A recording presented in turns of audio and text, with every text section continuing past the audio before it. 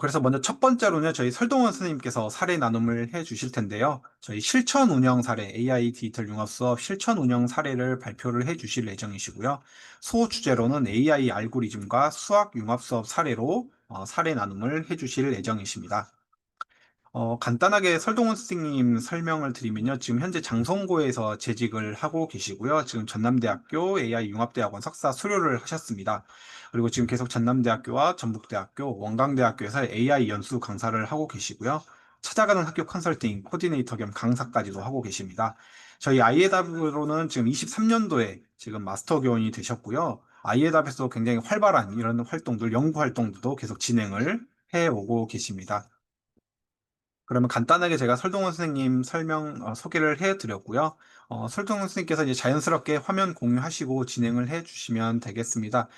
질의응답 이런 거 생각하셔가지고요. 한 30분에서 35분 정도 운영하시면 되겠습니다. 그러면 바톤을 넘기도록 하겠습니다. 네, 제가 화면 공유하겠습니다.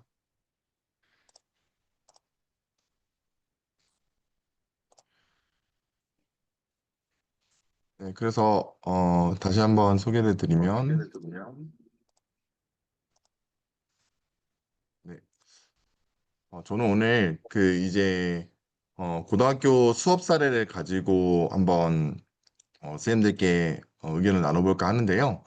사실은 이 내용은 뭐냐면은 조금 그 고등 수학하고 관련이 있어가지고 약간 이제 수학을 좀 이렇게 좀 멀리 하신 분들 혹은 쌤들께서는 조금 어렵다고 느끼실 수도 있어요. 근데 최대한 저도 이거를 수업할 때 제가 지금 고3을 맡고 있고 확률과 통계를 가르치고 있는데 90명의 학생을 대상으로 이렇게 했던 사례거든요. 그래서 그 90명의 학생들 중에서는 잘하는 학생도 있고 못하는 학생도 있기 때문에 최대한 쉽게 좀 수업 내용을 구성할 수 있도록 노력을 했습니다. 네, 그래서 시작 한번 해보도록 하겠습니다. 일단 저는 1차 시에는 베이지 정리라는 이 수학에서 조건부 확률과 관련된 개념이 있습니다. 되게 유명한 개념이고 실제로 이제 AI적인 부분에서는 뭐 자율주행 혹은 뭐 영상 인식 이런 활동에서 많이 사용하는 수학적인 용어고요. 그와 관련해서 나이브 베이즈 알고리즘이라고 그 지도학습의 일종입니다. 그래서 베이지 정리를 통해서 나이브 베이지 알고리즘을 이렇게 해서 분류를 할 수 있는 것들이 있어서 그런 것을 융합시켜서 한번 수업을 진행해 봤습니다. 그래서 1차 시에는 학생들한테 이 질문을 던집니다. 너희들 이제 2021년에 코로나 키트를 검사했을 때 다 양성이 뜨면은 집에 갔지? 이렇게 질문을 던지면서 그러면 너희가 코로나 키트에서 양성이 떴을 때 실제로 너희가 양성의 확률은 어떻게 될까? 이렇게 질문을 던집니다. 그러면은 대다수의 그 학생들은 그 21년도에 경험이 있기 때문에 어떻게 말하냐면은 거의 100%요. 아니면은 한 50%인가요? 막 이렇게도 말을 합니다. 그래서 실제 학생들에 대해 대답을 좀 보시면 여기 지금 오른쪽 화면 보이시죠? 그래서 동원이가 코로나 키트 진단 키트에 두 줄이 나왔다. 그랬을 때 동원이가 코로나에 걸릴 확률은 하면서 요런 위에 있는 민감도, 특이도 요런 정보를 줍니다. 그럼 학생들이 눈치껏 민감도에 대한 정보는 이제 제가 왼쪽에다가 이렇게 실어놨기 때문에 얘들을 읽으면서 아 그러면 95%인가? 뭐 이렇게 해요. 그래서 왜 1번처럼 생각했냐 해가지고 민감도는 코로나 걸린 사람들을 잡아내는 척도이므로 이런 식으로 학생들이 반응하게 됩니다. 또 하나의 사례는 뭐 이렇게 50%라고 해가지고 그냥 확률은 반반이니까요. 이렇게 말하는 애들도 있고 아니면 뭐 60%뭐 걸리거나 안 걸리거나 이런 식으로 여러 가지 답이 나오게 됩니다.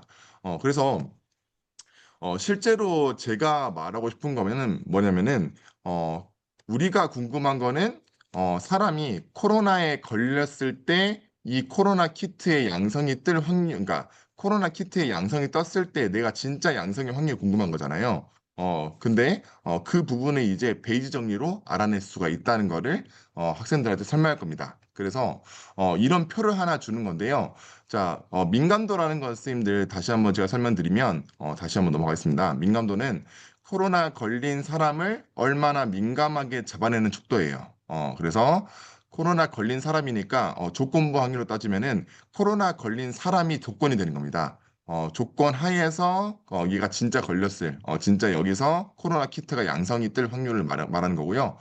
특이도는 코로나를 안 걸린 사람 중에서 음성일 확률 이렇게 되는 겁니다. 그래서 내가 진짜 안 걸렸다는 게 조건이 되는 거고 거기서 코로나 키트 자체가 음성이 뜨는 확률 해서 이게 특이도가 되는 거고 유병률은 쌤도 혹시 그 콩팥이라는 단어 아시나요? 그래서 어림잡아 짐작함 이런 뜻이죠. 그래서 실제로 만약에 코로나가 초기에 터졌다면은 실제 우리 대한민국 국민들이 얼마나 걸렸을지를 저희 통계학적 수치상으로 이렇게 뽑아내는 자료라고 보시면 되겠습니다. 그래서 이런 것들을 가지고 이제 할 수가 있는데 실제 이제 민감도를 95%, 특이도를 99%, 그다음 전체 1만 명, 그다음 유병률 1%로 잡았을 때 요렇게 이제 진행할 수가 있습니다. 그래서 아까 있던 민감도 특이도를 계산해 가지고 하면은 아까 유병률이라는 거는 전체 대한민국 국민 수를 만 명으로 잡았을 때 유병률이 1%니까 그럼 만 명의 1%면 100명이 코로나에 실제로 걸린 거죠.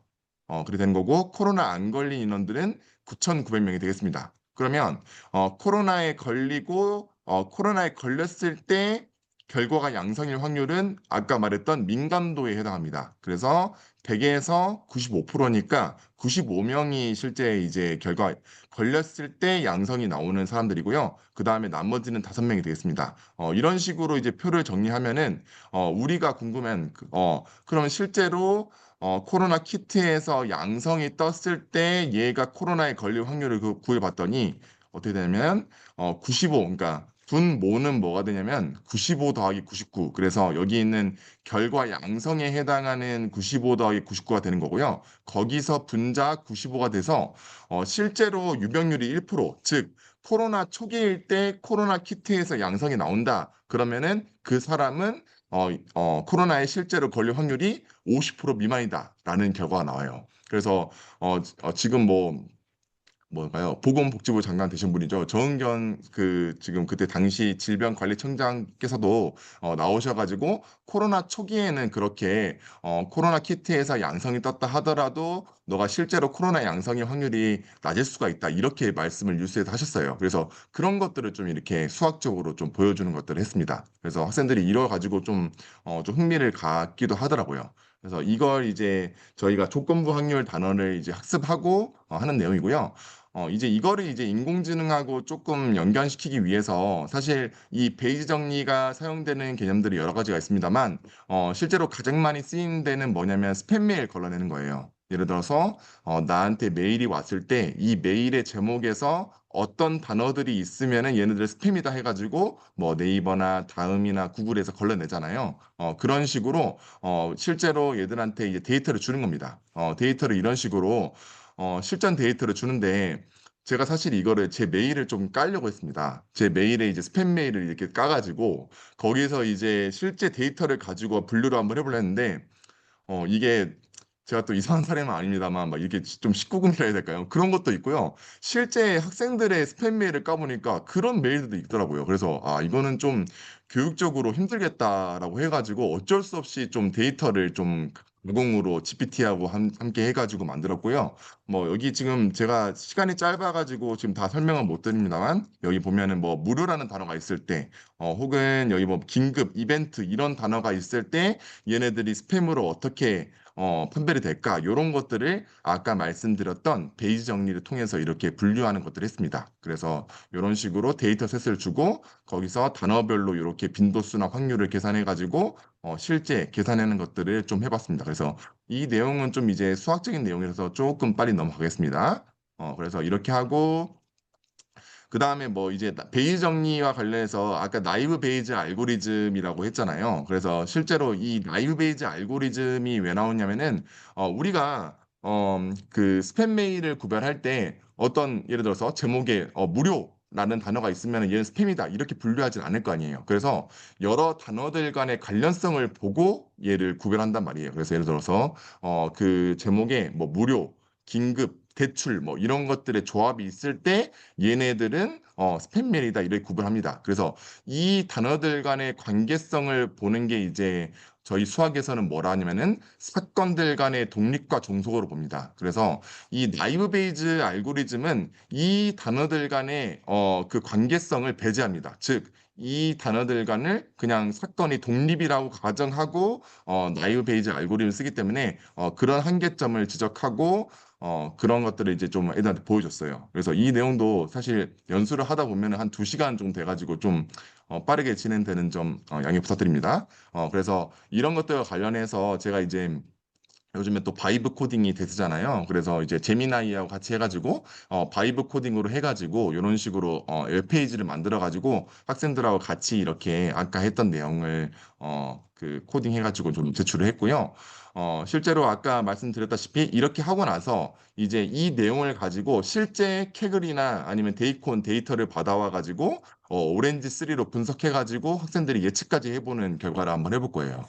그래서 이 아까 말씀드렸던 나이브베이즈 알고리즘은 실제 지도학습 알고리즘의 하나고요. 실제 그 결과의 데이터 형식은 범주에 해당합니다. 그래서 얘가 긴가 아닌가, 뭐 심장병이 맞냐 아니냐 이런 것들 따지는 거예요. 그래서 이 분류가 그래도 간단하게 분류할 수 있는 거지만은 좀 빠르기도 하고 하지만 정확성은 낮다. 이런 알고리즘의 특성을 가지고 있고요. 그래서 실제 이제 데이터 캐글에 보시면은 여러 가지 데이터가 있는데 저는 가져왔던 게 그 혈압 그러니까 당뇨병 데이터를 가져왔어요. 그래서 캐글에서 당뇨병 데이터를 가져와 가지고 오렌지 3로 분석했는데 여기 지금 독립변수, 종속변수 보시면 글루코스와 블러드 프레셔가 있습니다. 그래서 글루코스는 아마 이게 혈당이고요.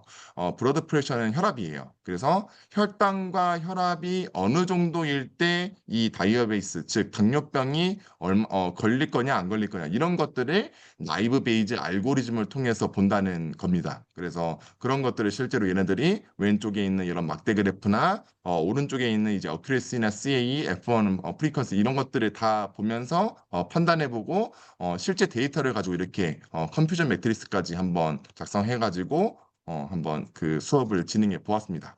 그래서 되는 거고 실제로 이제 제가 데이터를 뭐 줬냐면은 그 캐글에 보면은 그 UCI 데이터셋이 사실 많습니다. 거기 보시면은 뭐 심장병 데이터도 있고 이메일 뭐 스팸 메일 데이터도 있고 여러 가지 있는데 그런 것들을 한 2개를 보여주고 학생들한테 너희들이 캐글에서 너희들의 진로와 맞는 그 데이터를 받아와 가지고 GPT하고 같이 연동해 가지고 어떤 식으로 분석하면 좋을지 한번 계획을 짜고 걔네들을 오렌지 3에 넣어 가지고 분석을 해봐. 이런 미션을 줬어요. 그렇게 했더니 이제 얘네들이 이렇게 이제 결과가 나온 겁니다.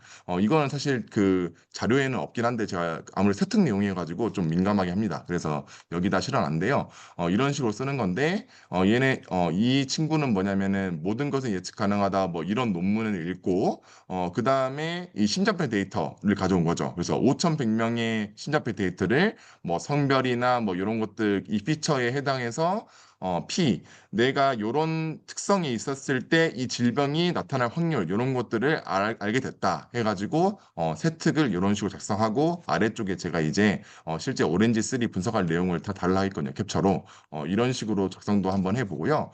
그다음에 이 친구는 이제 좀 다른데 문과 친구예요. 그러니까 은행원이 꾸민 친구인데 실제 또 데이콘에 들어가니까 이 집코드 값 그래서 이 집코드 값이 8만 이상일 때와 뭐 8만 이하일 때 이 개인 대출이 나오는 것들이 다르나 봐요. 그래서 이 집코드 값이 얼마일 때 대출이 얼마 나올까 이런 식으로 조건부 확률을 좀 응용해가지고 실제 오렌지 3에 넣어서 분석을 했더라고요.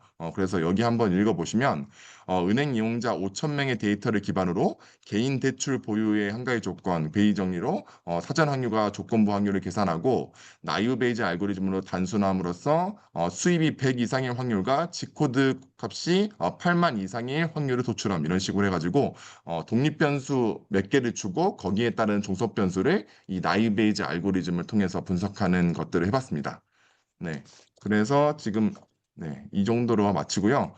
처음에 이거를 했을 때 저는 느낀 게 뭐냐면 저희 그 교과서에 보면은 조건부 확률에 대해서 조금 수학적인 내용이 합니다만 그 수전 확률 자체가 되게 중요해요. 그래서 사실은 쌤들 다 아시다시피 내가 코로나에 걸렸을 때 코로나 키트에서 양성일 확률과 코로나 키트에서 양성이 나왔을 때 내가 실제로 코로나 걸릴 확률 얘는 아예 다른 거잖아요. 그래서 이거를 수학적으로 따지면은 P A 바 B와 P B 바 A는 다르다. 이렇게 해가지고 그런 것들이 실제 일반 시민들도 많이 헷갈려하는 부분이고 언론이나 기자 이런 부분도 많이 헷갈려서 기사가 잘못 나가기도 합니다. 그래서 그런 부분들을 좀 착안을 해가지고 실생활 문제로부터 수학적인 요소 거기에 이제 베이지 알고리즘이라는 인공지능적인 요소까지 넣어가지고 한번 작업을 했습니다. 그래서 이런 부분들을 했더니 학생들의 반응이 그렇게 나쁘지 않았는데 좀 제가 했을 때 단점 뭐냐면 아무래도 데이터 자체가 캐글이나 데이콘 자체도 정제돼 있다 하더라도 걔네들을 실제 받아가지고 오렌지스로 분석함에 있어서 오류가 사실 너무 많이 나더라고요. 그래서 저도 아무래도 전문가가 아니다 보니까 그런 것들이 오류가 났을 때 되게 한 명 한 명 이걸 해결해 주는데 사실 시간이 좀 오래 걸렸습니다. 그래서 그런 부분들은 좀 한계가 있긴 한데 그래도 학생들이 나중에 하고 나서 나쁘지 않았다 이렇게 좀 평을 해줘가지고 제 나름대로는 괜찮았던 수업이라고 생각하고 있습니다. 네, 그럼 발표는 이상으로 마치겠습니다. 혹시 질문 있으실까요?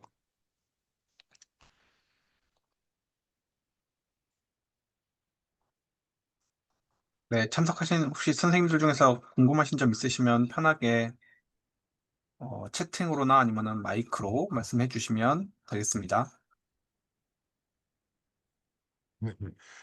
네.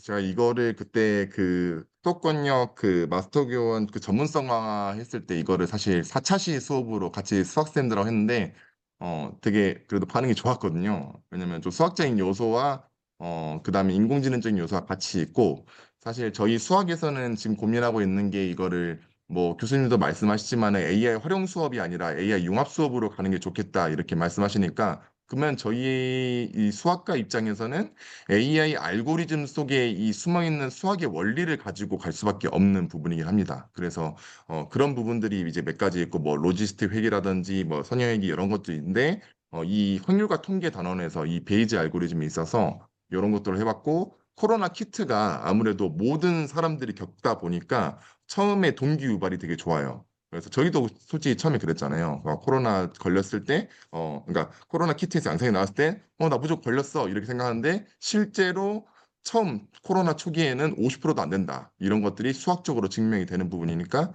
되게 흥미로웠던 것 같습니다.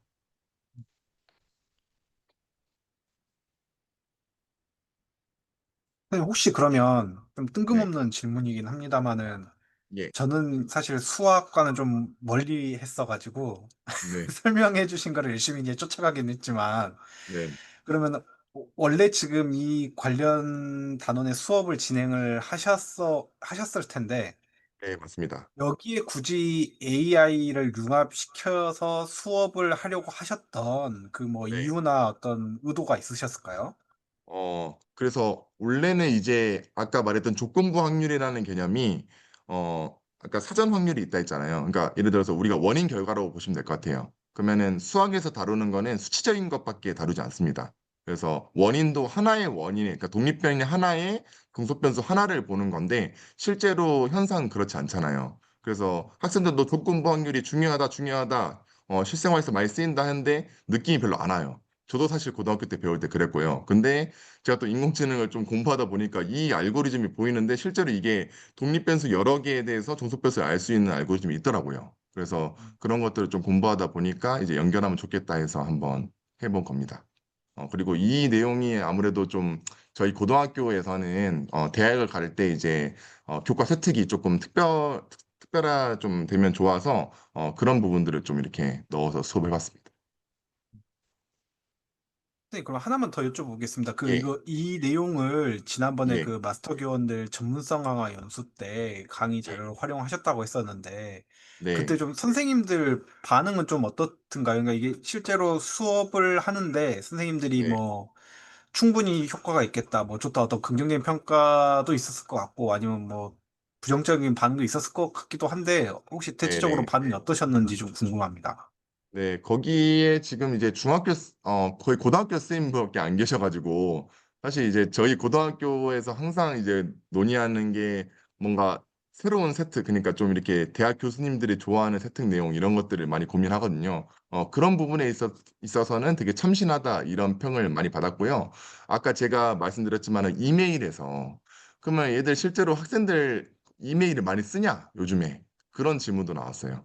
음. 요즘에 뭐 이메일을 안 쓰고 다 그냥 뭐 DM으로 한다든지 이런 부분들이 많기 때문에 그런 부분들이 별로 없고 뭐 에어드랍 이런 것들 많아서 이메일을 가지고 이렇게 분류하는 거에 대해서 크게 막 와닿지 않을 수도 있겠다. 이런 것도 있었고, 그다음에 실제 교수님 피드백은 뭐냐면 실제 얘들 이메일이나 이런 것들 받아와서 해야 재밌지. 이거를 가공으로 좀 어떻게 하냐 해서 제가 그 부분에 대해서는 아까 말씀드렸다시피 너무 좀 어려운 부분이 있다고 하니까 좀 그것들은 좀 피드백이 된 것 같습니다. 그래서 그런 부분들은 되게 좋고 코로나 자체는 사실 이게 그 모든 것은 예측 가능하다 해서 톰 치버슨가 그 되게 유명한 통계학자가 계세요. 그래서 되게 유명한 책이 있는데 그 안에 나온 것들을 거의 그대로 인용한 겁니다. 그래서 이 내용들은 되게 좋았다고 이렇게 느꼈고 마지막에 아까 제가 크게 종합 총평을 내릴 때 데이터 자체가 이제 그러면은 얘들이 못 다룰 때 어떻게 하냐 뭐 이런 식으로 질문이 나왔습니다. 근데 그거는 사실 어쩔 수가 없는 것 같아요. 그러니까 항상 그 딜레마긴 하지만은 저희가 주는 그 데이터 셋이 뭐 한 세네 개 되면은 어떻게 보면은 그 세네 개의 애들이 좀 갇혀버리는 거잖아요. 갇혀가지고 거기 안에서만 할 수 있는데 얘네들한테 좀 다양하게 그 자기의 좀 진로에 맞게 그렇게 하고 싶으면은 사실 걔네들 찾아가지고 실제로 데이터를 넣어보는 게 가장 있긴 하잖아요. 그래서 그 부분에 대해서는 저도 좀 고민을 하고 있습니다. 어, 네. 그러면 이 수업 하셨을 때 그 전보다 학생들이 뭔가 좀 뭐 학습 성취도라든가 이런 부분에서 좀 긍정적인 모습이 보이던가요? 어떻든가요? 학, 학업 성취도는 별로 그 진전이 없는 게 이게 수능에 나오거나 그러는 개념은 음. 아니거든요. 그래가지고 전혀 좀 학업 성취도와는 관련이 없지만, 얘네들의 흥미도는 올라간 것 같아요. 아, 이게 실제로, 조건부 학교 자체가 많이 쓰인다고 했는데 그런 것들을 전혀 못 느끼고 있다가 실제로 AI 알고리즘이 있다고 하니까 되게 애들 상위권 학생들도 그렇고 다 반응이 좋았습니다. 네. 네, 감사합니다. 혹시 뭐 참석하신 선생님들 중에 뭐 질문이나 조언해 주실 수 있는 분들 계시면 편하게 말씀 주십시오.